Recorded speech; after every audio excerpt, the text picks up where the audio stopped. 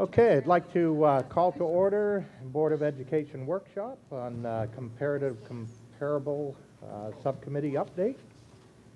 And Dr. Marsden, do you want to introduce? Absolutely. So this has been an ongoing dialogue for some time. It is a process, and I'm pleased to hear back from our groups. We get a pulse check now and again, and tonight is really just to give a board and our public a sense of our process and how we'll go about this work. Our goal is to work to a place where we are, our employees are higher among comparative, competitive groups over time. Can't do it overnight, but over time it's a process. And so the goal is to walk you through what that process is and give an update from what our subcommittees got to this point. One thing that I want to make sure is really clear is there are multiple priorities the board is currently considering. You've launched some priorities with some one-time dollars. You've launched some with some ongoing dollars. You have current committees meeting on class size reduction. You've got meetings on this topic of competitive comparable salaries. And so the board will have to navigate those priorities as we go along in this conversation. So not only will you navigate the priorities, then you'll determine, okay, how many dollars do we allocate for comparative, competitive, and class size reduction, et cetera. So those are things that have to be navigated over the coming several months here, and that's where we are now. So with that, I'll turn over to Dr. Marsden. Yes. And through the chair. I just want to say, add to that before we do the presentation, that I think it's important also to realize we've gotten tens of millions of dollars in new funding. And with that new funding, we actually adhered to the commitments we made when we lost the funding. So some of that is restoring positions. We restored, we reduced class size reduction, class size to some extent already. We restored counselors. We bought back programs. We made other programs whole. We've given pay raises. So a large chunk of the new money that we receive has been spent, and that's been a whole lot of money. So a lot of times we lose notice of that when we get the new money in and we restore a lot that we lost. But I just want everybody to be on the same page that that was a huge cost. So we're at a point, and when you restore those positions, and remember we got lucky where there would have been a lot of people that have been laid off from the QIA and SIG. Well, we kept those positions, which is a huge cost also. But once you keep those positions, then every year those positions incur a cost that we're using our new money to pay for. And I think it's a good thing. But I say that only because I'm surprised about how little money there is right now going forward because of the new money that we have received. So I just want to I want to preface this with that, realizing that we've been fortunate to get so much money, but a lot of that money's been spent already. And one last thing,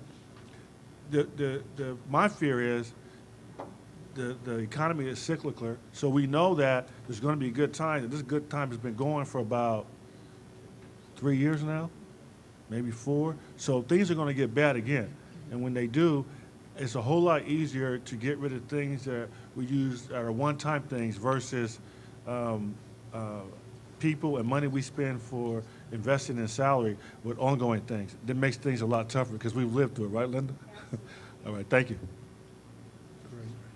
Thank you, Mr. Tillman. And so with that, we'll turn it over to Dr. Wiseman. And also... All right. All right. Looks like we're on a timer. This thing's going to restart. Well, good evening. Thank you, Dr. Marsden. President Gallo, it's nice to be here this evening. I'm going to be talking about our competitive comparable work. This is going to be an update on the process.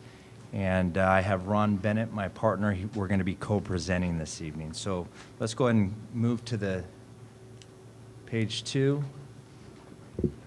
Actually, we're going to have some technical difficulty here. So if you guys could have your presentation in front of you.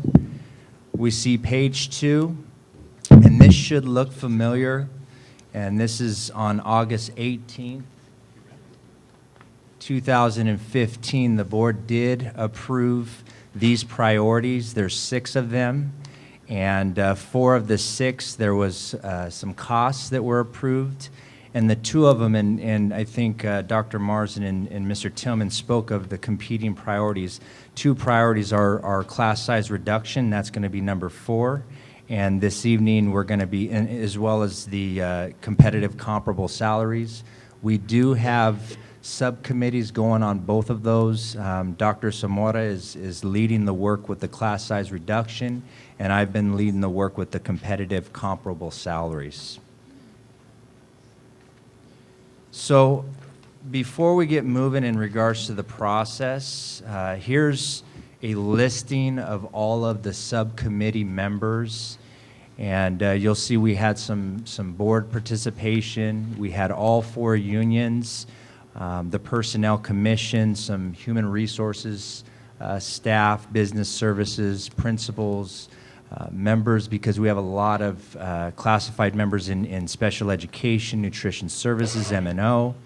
I know that there's been a lot of discussion in regards to our coaching stipends across the district, our high schools. So we had an athletic director there as well as some school police officers. So I'm going to ask that anyone who's involved in that subcommittee, can you please stand up, and not everyone at once.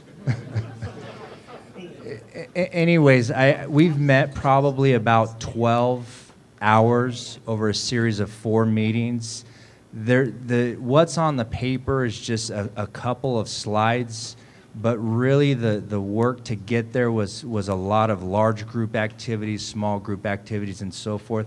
And I'm going to ask anyone that would like to come up and speak about the process just briefly. Abigail, I don't know if you want to talk about it, and then I'll move into what the recommendations are of the subcommittee. Well, it was great to actually hear many of the concerns and hearing the dialogue within the group. It was a very constructive meeting. We narrowed, as you'll see in the PowerPoint, some of the suggestions by each of the members that were part of the committee, which was great. I do appreciate the leadership that you took on in bringing us all together, and the different bargaining units in making some recommendations. So thank you for that. Thank you, Abigail. And Robert, did you want to share something real quick on the process, please?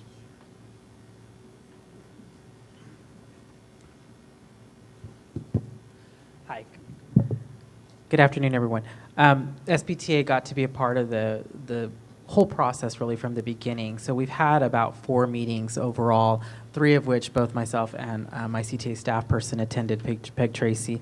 And so we really had a conversation about looking at the 5 various categories. For us would be the teachers that we're looking at, and looking at where we compare ourselves to.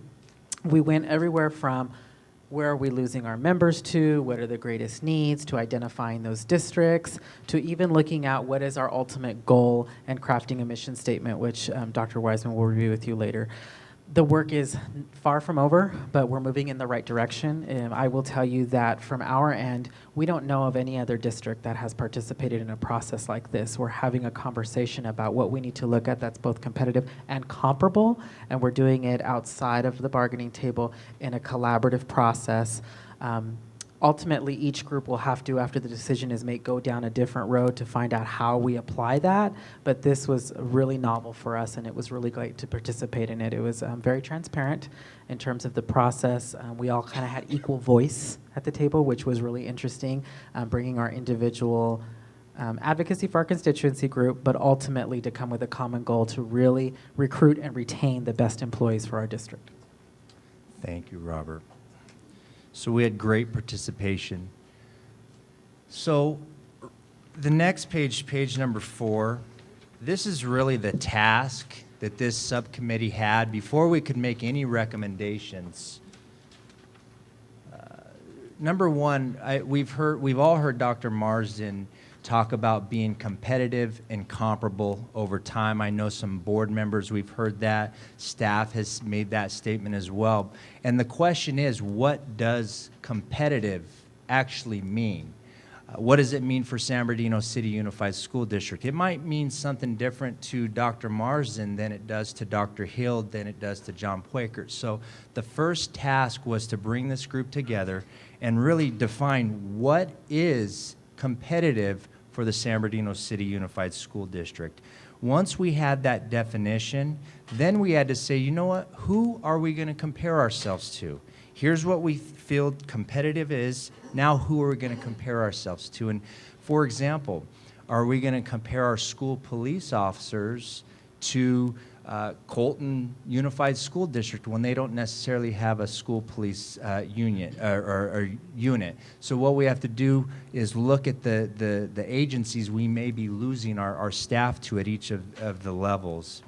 Once we agree upon the districts or agencies, the third thing was to contract with School Services of California, and we have hundreds of classifications in this school district. Classified has, I think, 144, or how many, 244? And we have several managers as well. So School Services, what they're doing is they're reaching out to each of the comparable school districts and gathering data in regards to the total compensation. And Ron's going to go into detail on that in a few moments.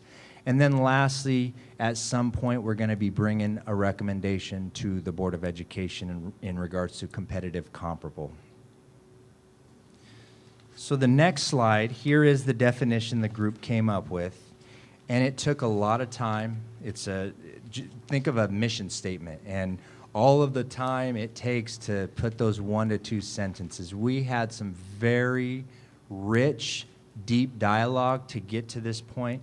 But here, and I'll read it, total compensation, and that includes salary, benefits, and other incentives, and employee development, training, and education that are as good as or better than comparable districts, agencies. In other words, the district is the leading employer in recruiting, developing, promoting, and retaining employees. And it took a lot to get to this. And we had conversation, why not the top 25%? Why not be the top third? So we had a lot of conversation, and the group really had shared, you know, San Bernardino is faced with some very unique challenges that many other districts aren't facing. Our 95%, 94% of our students are free and reduced lunch. The crime rate in the city. We're losing some key leaders to some districts, some surrounding districts, and so forth. So the team spent a lot of time to come up with this definition. And obviously, we've shared with the group, this isn't something that's going to happen overnight. This is the goal, and it might take several years to get to that goal. So that is the definition that this committee is recommending for competitive in regards to this competitive comparable work. If we move to page 6, so the subcommittee was surveyed, and it was a very simple question, and the question was, who are we losing, which districts are taking our managers, and which districts are our teachers leaving to, and which are our classified and school police and substitute teachers. So everyone was surveyed, they filled out these surveys, and then we came together, and what we did is we talked through all of this data for each of these groups. And then we had posters all over the walls with these listed, and then what happened is we winnowed it down some more, and then they went to a voting, so the group came out, the subcommittee, that this is the comparable districts for our managers, for our teachers, those are the comparable districts. Classified staff, you have districts as well as the county. School police, obviously there's going to be some local agencies that we're going to compare ourselves to. And then the substitute teachers, we have the comparable districts there. So the majority of those 12 hours that we spent together, it was really defining what does competitive mean to us as a school district, and who can we agree to compare ourselves to. And the dialogue, and I appreciate Mrs. Medina's comments, it really You had all the unions there. You had some key leaders in the district. It was very transparent. We were talking about challenges. We were talking about the priorities and competing monies and so forth. So it really, I think, was a very positive process to move us forward. And one of the things, if we think back to the definition, and we talked about this today, not only do we want to be the best with our total compensation, but we also want to make sure in regards to our employee development and growth. And I think no matter what we do here with this subcommittee, I'm going to continue the work with this subcommittee to talk about development and growth of our employees, so we can make sure we're training, promoting, and retaining nothing but the best. So with that, that was the process to get to this point. Go ahead. Yes, I just want to commend the committee and reiterate what Robert said about the collaboration. This is unheard of, that all of the entities, units are in the room together. And I think it's wonderful. If you look at the definition, it's just stellar, because if we have to support our employees, I mean, we have to, I see that as a leader, as a board member. And if they feel valued, I mean, we can value them, but also, even though we may not have the money right now, we can project it in the future of how we can go about it. And if we do have some, and by some great miracle, we do get a bunch of money in the next few years, and the economy doesn't turn, then I think we're making headway. I mean, significant headway. I mean, just listen to it. Total compensation, salary, benefits, other incentives, employee development. That's just good. We're investing in our people, and when you invest in each other, you'll do great things. And it's collaborative. It's collaborative. We'll recruit, we'll develop, we'll promote, and we'll retain our employees. And that's what we want. We want to do that. We don't want them to go other places. We don't want them to, leave. We want them to stay here. So I just commend you. It's really stellar. Great, thank you, Barbara. Yeah. Danny?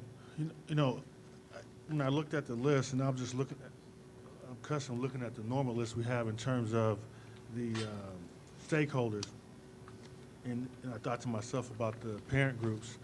And although the parent groups aren't people that get paid, they definitely are the people who pay the taxes to pay for these salaries and costs. And I think the sooner we get them in the fold in terms of this discussion, the better.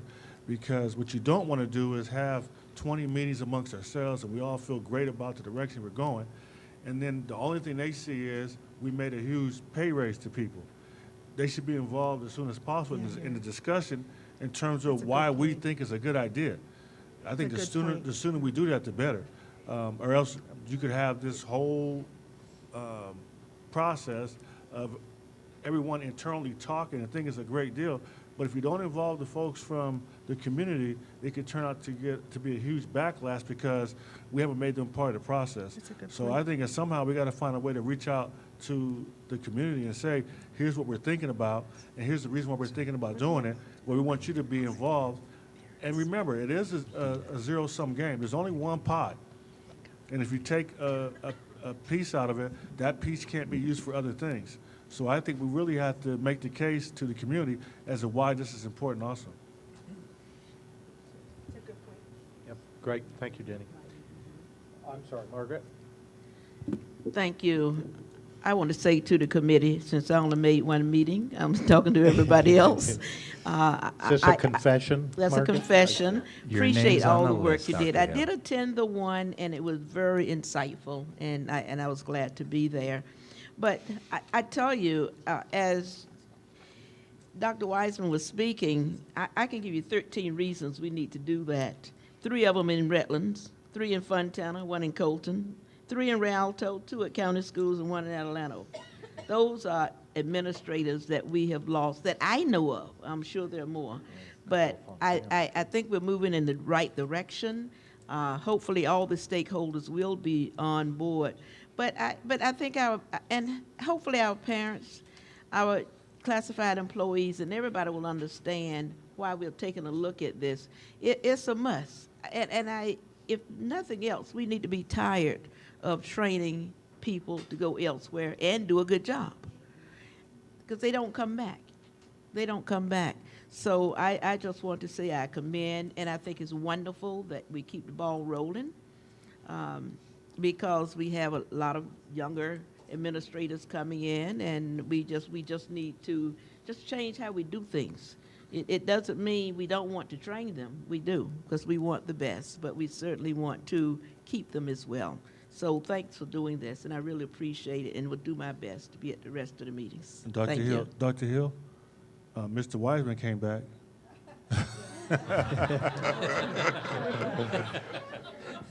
You got a comment on that? And I'm sorry, he's not even part of the 14. Thank you, Margaret. Okay, Perry.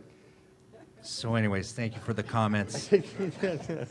I did come back, and I agree with And Mr. we're glad you're here. Thank you, thank you. And I agree with Mr. Tillman that we probably need to engage some parents, and so thank you for that recommendation. So anyways, I want to turn it over to Ron, and he's going to share the process that he's done so far and kind of some timelines and next steps. So Ron? Thank you very much, Barry. So let me just say that School Services does studies like this, among other things. We do lots of studies, and we do them all over the state. And I've never done one where the district was as well prepared as this district. And in terms of having the involvement of all the stakeholders, I attended the meeting today. I listened to the comments of the stakeholders.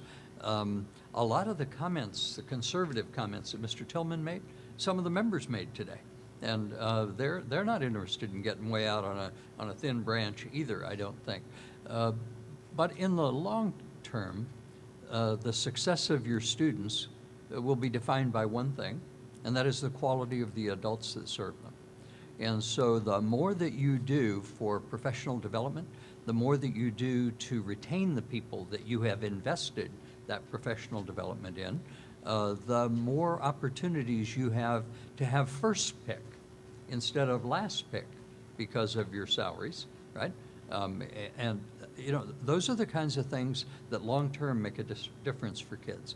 So, so I want to commend you for laying the foundation. Normally what happens is there's some loss of people and we get invited in to do the study, and then we go find all of the stakeholders who are affected, and we tell them what the study is going to do to them or for them.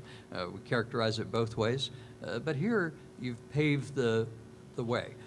Having said that, when you go to the slide that Perry showed on competitive, the definition of competitive, the one that Barbara likes so much, Yeah. right?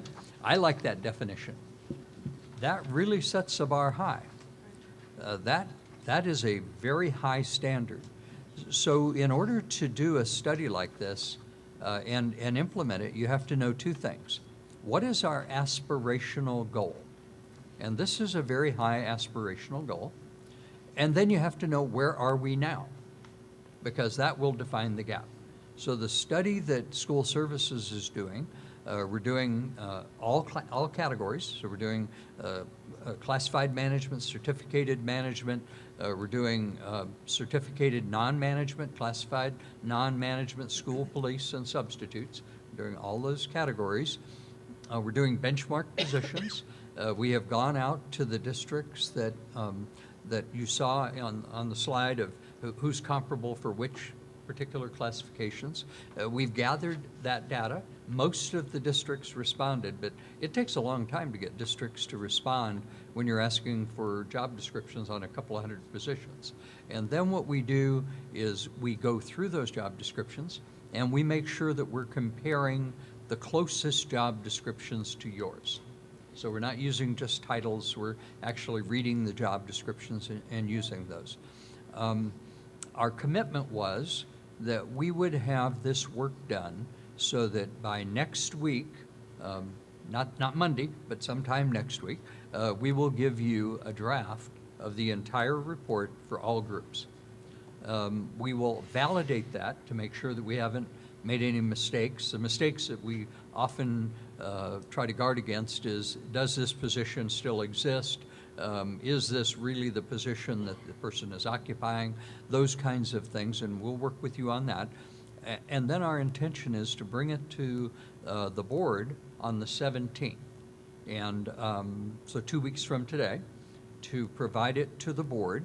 And we are hopeful that the board will review the study and then perhaps ask the administration to work with the committee and come up with some kind of an implementation plan that can be affordable by the district. So if you set your high aspirational goal, it's going to take a long time to get there. If you set a low aspirational goal, you get there more quickly, right? But maybe you don't have what you want when you get there. So having a high goal and then working toward it is what you do for your students, right? Set high standards, and if we don't achieve them, we keep hammering at it until we get there. And I think that's what you may have to do with this. The concerns about future finances, I think, are well taken. We have not had a recession in the United States since 2009. That's when the Feds declared the last one to be over, although it hasn't really felt like it because we haven't had the 6 or 7% growth we normally get after a recession. We've had a couple of percent, but at least we're not in a recession. But the Department of Finance has warned that our school finance is flattening out. And if I just, let me spend 1 minute on that. So there are 3 things that have caused us to have the tremendous growth in funding that your district has enjoyed. Okay, I'm going to talk about the revenues. So one thing is the economy has improved. The second thing is we have the taxes from Prop 30, and those temporary taxes start to go away next year. The sales tax will undoubtedly go away. The income tax may be extended, but it's scheduled to go away in 2018. The Department of Finance projections anticipate it will go away until the electorate renews it in some way. And then the third thing is a little more arcane. Schools get 40% of every new dollar that the state gets, unless we have been cut. And we have been cut over the past 6 years. So when we've been cut, we get more than 40% until the cuts are made up. So for the last 3 years, we've been getting 90 cents on every new state dollar, 90% of the new dollars. Next year, we'll go back to 40%. The state may owe us a little bit at the 90% rate, but then we'll go back to the 40%, and we're likely to stay there. So those 3 factors all temper the future growth in your revenues. At the end of the process for LCFF, because of your 94% of traditionally underserved students, English learners, free and reduced price, foster children, you will be one of the highest revenue districts in the state. Why? Because you're one of the highest needs districts in the state. And I was in a district, I just want you to have a little perspective on it, where they have 10% of their students who are eligible. And they were disappointed that you are getting so much more money. The districts like yours, they didn't mention the name of your district, but that the 90% districts are getting so much more. And the superintendent in one of those districts was particularly upset about it. And so I said to him, well, you know, you have a reputation as being a great superintendent. You could go to one of those 90% districts, okay? And if you do, you will get $3,000 more per student, and you'll be asked to guarantee that the student performance will come up to the levels in this affluent district. Would you like to take that on? And he quickly said, no. And I said, well, then that might be the time to stop belly aching about the funding model, okay? And so everybody sees it from their own perspective. This is a big undertaking. It's a lot of positions. A lot of people are going to be able to see where they rank. All of the ones who are lower than the median, we're going to do everything to the median. We're going to say this is where every position is relative to the median.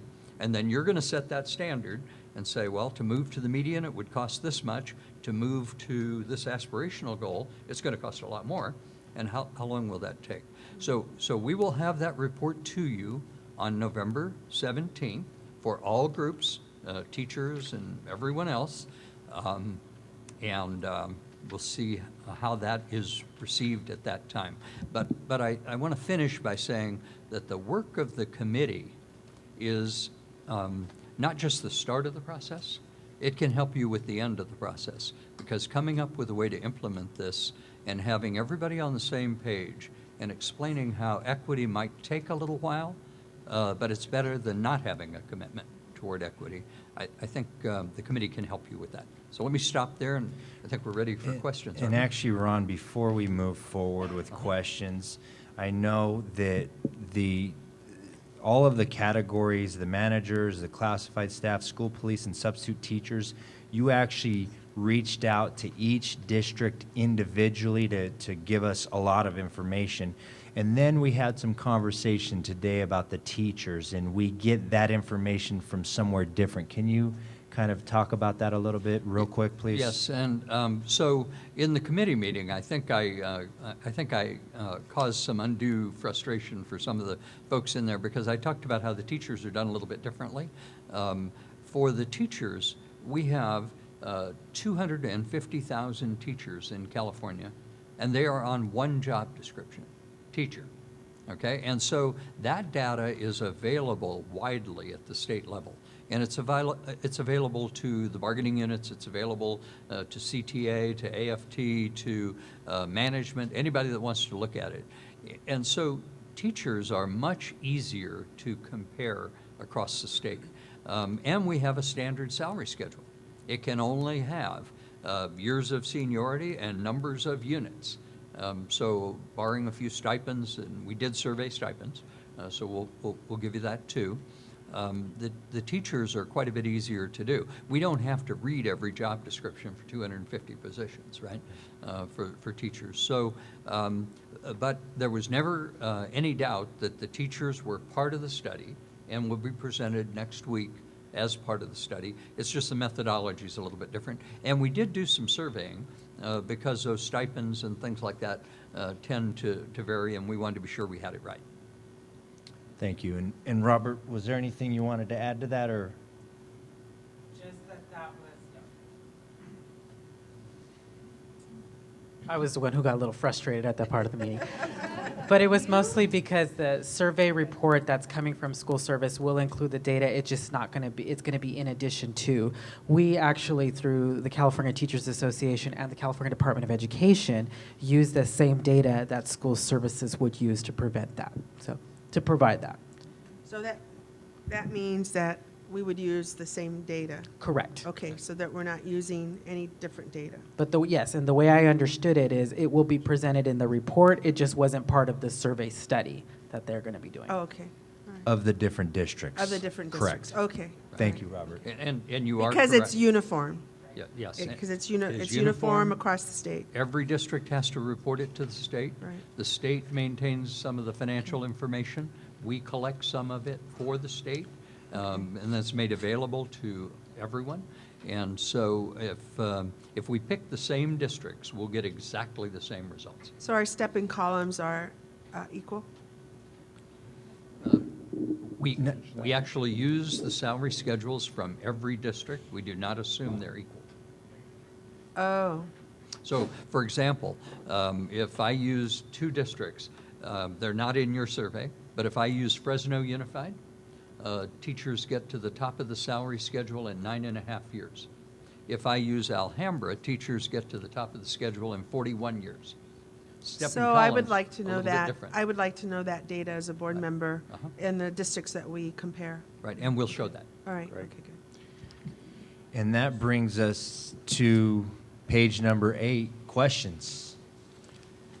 Okay, let's kind of go around the table. Anybody, Abigail, I see you Yes, I'm reaching for the nodding. microphone first. I'm not. And actually, I did a little drawing, so bear with me. Only Is because this a it's- stick figure Yes, kind it of is. thing? It is actually, That you it want to is. share with the rest of So the I group drew, here? for me, it's an equity Part of our issue. STEAM. I don't know if you could see it on the camera. It's an equity issue. Okay, and so I know there's a drawing out there, but you look at the little bars. I even drew a little tree on the top just so you could see where we're at. And so there's different bars, right? And so when you look at salaries in certain positions, you actually have to increase more. There's more of a gap between them. And so those that, and I think that's why this was so important, because you got to see as an equity issue, for those that are earning less, you know, how far they have to go up and how much they're earning, and they're working equally as hard. And I just think for me personally, as we look at equity issues within our students, we also have to look at this equity issue within our employees.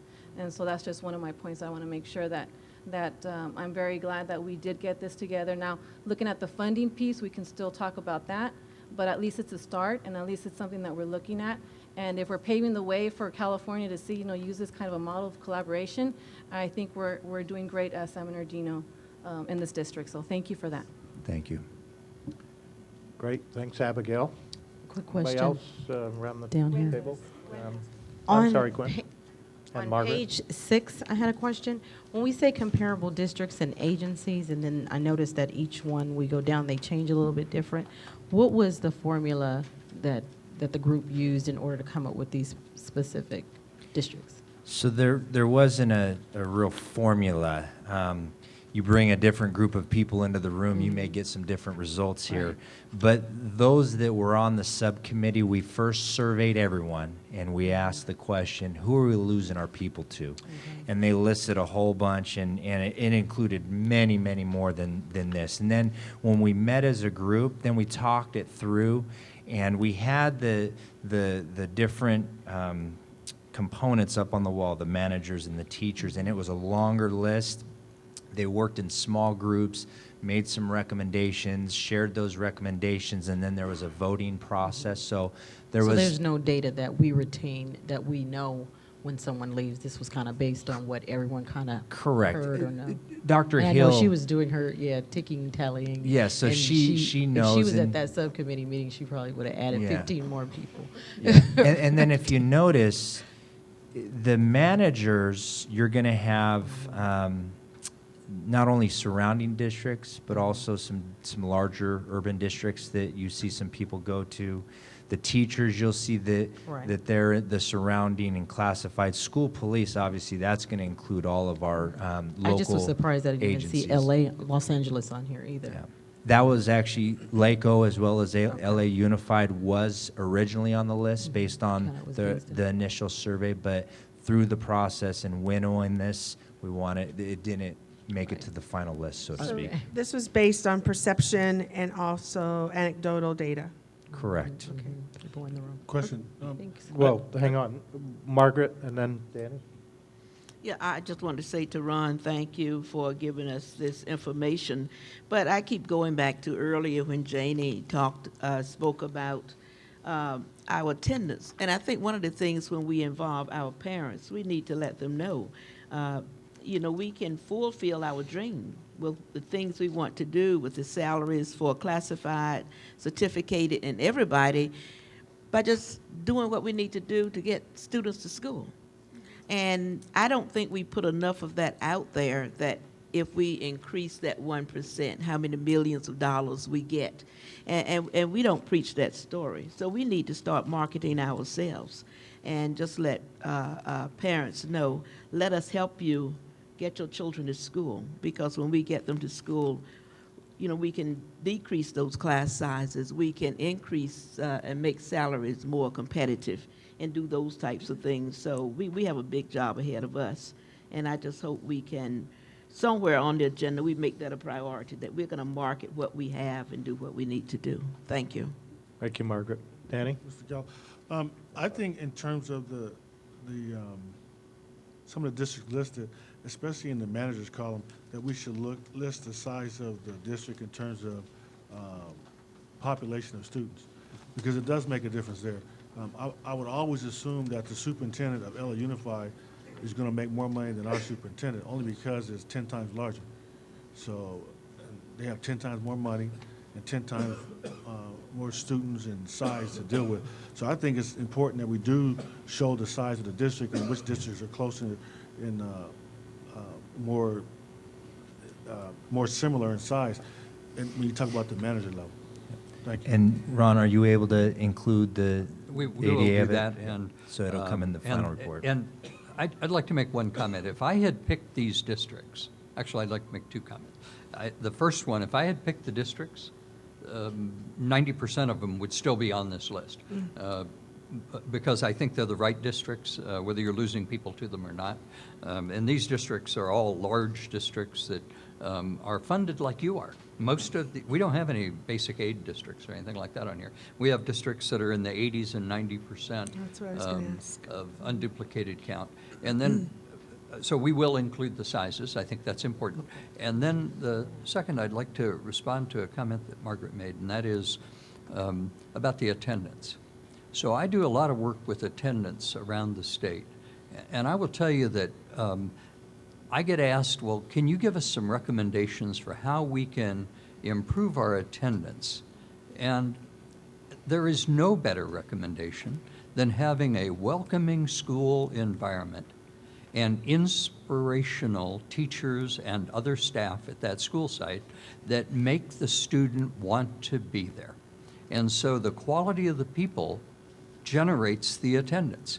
And if we want people to go, I work with some districts where we want them to go to a inner city school that doesn't look good, that isn't comfortable, where the heat doesn't work, and the heat works well in July, but not so much in the winter, right? And we have a staff that largely may not want to be there, because our junior people tend to draw those assignments in a lot of districts, and then they try to transfer back out. When I go to one of those schools, they're not very welcoming for the students. And if we can improve the quality of the staff, that is the only way that we touch these students in terms of moving them forward, is with the quality of that staff. And they need to want to be there. So I think when you do it right at school facilities and school staffing, it improves your attendance. It's a byproduct of it. I don't know how you do the attendance first without addressing those other things. Great, thank you, Ron. Yes, I just wanted to piggyback on what Danny said in terms of comparable district size, but also you added in terms of demographics, and then also the unduplicated count and the percentage, so that we can, because we would be faced with the same challenges as those districts as you feather them out. I think that would be good. And I totally agree with you in terms of attendance.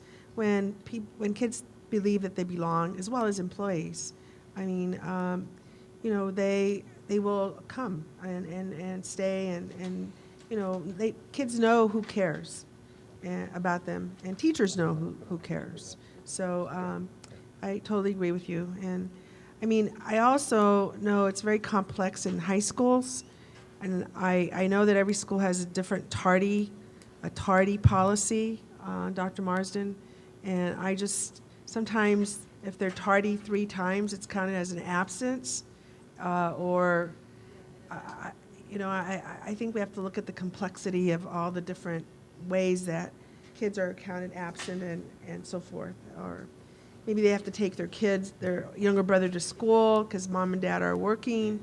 I don't know, we have to begin to look at our flexibility and how we count attendance. And there's something for every student at school.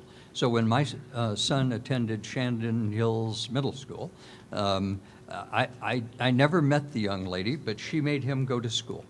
And he didn't like going to school much until he got inspired. And then once he had a reason to attend, he attended more often, and I think that helped all of us. So, and by the way, he did love that school. It was a great school, and I'm pretty certain it probably still is. But those are the kinds of stories that you need kids to tell. I want to be at school today because I'm inspired by being there. Right on. And Perry, and then Linda. And one of the things to consider as we move through this work as well is we had QEIA funding, and there was 130 plus teachers, and the board took action not to lay those teachers off. And this year we started the school year mostly fully staffed. We had a vacancy here, a vacancy there. I do know, and Harold, I don't know if you want to share the specific numbers, but some of our surrounding districts started the school year because we do have a teacher shortage with 90+ vacancies in their district. So these teachers, they're going to be looking, where do I want to go and which district do I want to go work for? So that's just something as we talk about this work, and I know the committee did talk about that as well, as our teacher shortage, and how do we make sure on July 1 we have a teacher in every single classroom? Are they going to choose San Bernardino City Unified School District? Great, thank you. Linda? Thank you. Ron, I want to thank you for all the time that you've given to our district and helping us out. Over the years, this competitive, comparable kind of study we've talked about so many times, and I have to go along with my board members to say that I really feel bad when we lose a really good administrator or a teacher to someplace else that we've trained. And so I really think that this is extremely important, that we really continue with this and do it as fast as we can. I know as far as equity is concerned, it's going to take a number of years, but I think it's something we really have to work at. I do want to bring to the attention of the board, Danny and I remember 10 or so years ago, it's been at least that long, we had quite a bit of stuff, different things going on, especially in the elementary school as far as attendance ideas going on, that all the elementary schools were very much in. And at each of the fall conferences that we had, or summer conferences, the big deal was which schools really came up with their things, and the teachers got X amount of dollars to have at the school because they had raised it. Maybe there's nothing more than little incentives that are kind of fun things that we can do. But there's nothing better than making sure that our schools are something that the kids want to be there, that they're trained, that our people are trained to say, we want you here, we welcome you here. I mean, that's going to make all the difference. But thank you. Great, thank you, Linda.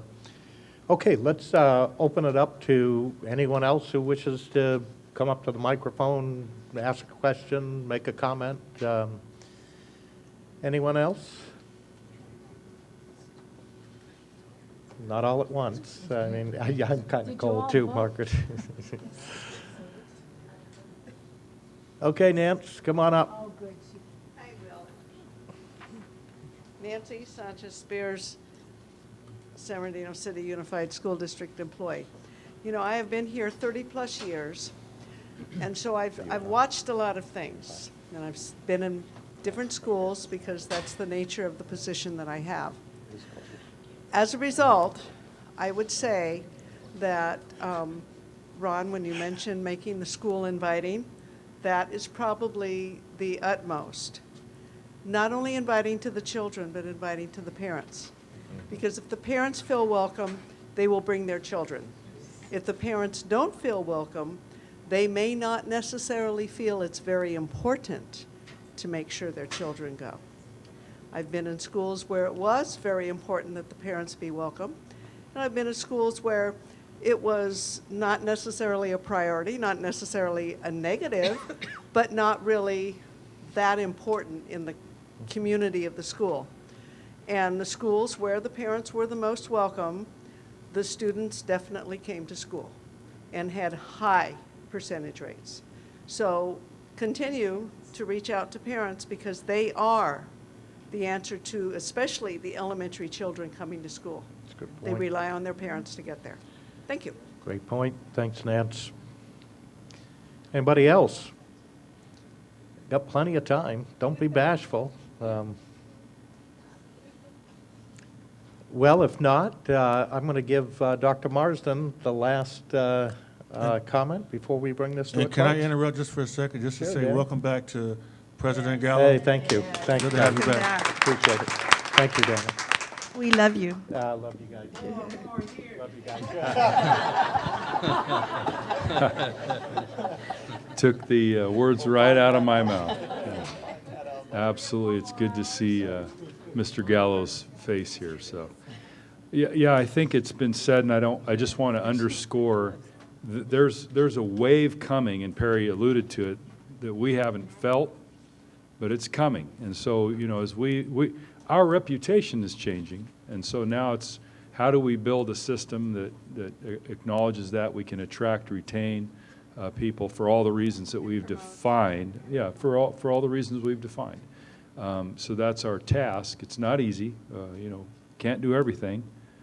We can do anything we want, we just can't do everything. And so we're going to have to come back and think about, when we've allocated just about everything we have, how do we, reallocate or reprioritize what we do and to get us there over time. People are going to be attracted to this district because of our results. Results give us a voice. We're seeing that happen. We saw the front page of the newspaper today. So there's great things happening. I think people want to be here. What is difficult sitting in this seat is when you're talking with the last several administrators I've hired and they have had to take pay cuts to come here. That shouldn't be the case. So, we have work to do, and I have confidence we'll work on that work. We will, part of our intentions is to take this work to what we call our extended cabinet, which embeds now our community, what used to be known as our Community Budget Advisory Coalition, which is a bank of parents, and dialogue through that topic, because that'll be important. It'll be important that our committee folks that attended this piece are at that meeting when we do this work, and so Dr. Wiseman will make sure we have that set up in that order, but that's our work. And Ron, again, thank you, and Perry, Dr. Wiseman, thank you for your efforts on this as well. And the committee, thank you. Well, thanks, everyone. That brings this workshop to a close. We'll close this, and then we'll see you at 5:30 for the school board meeting. Thank you.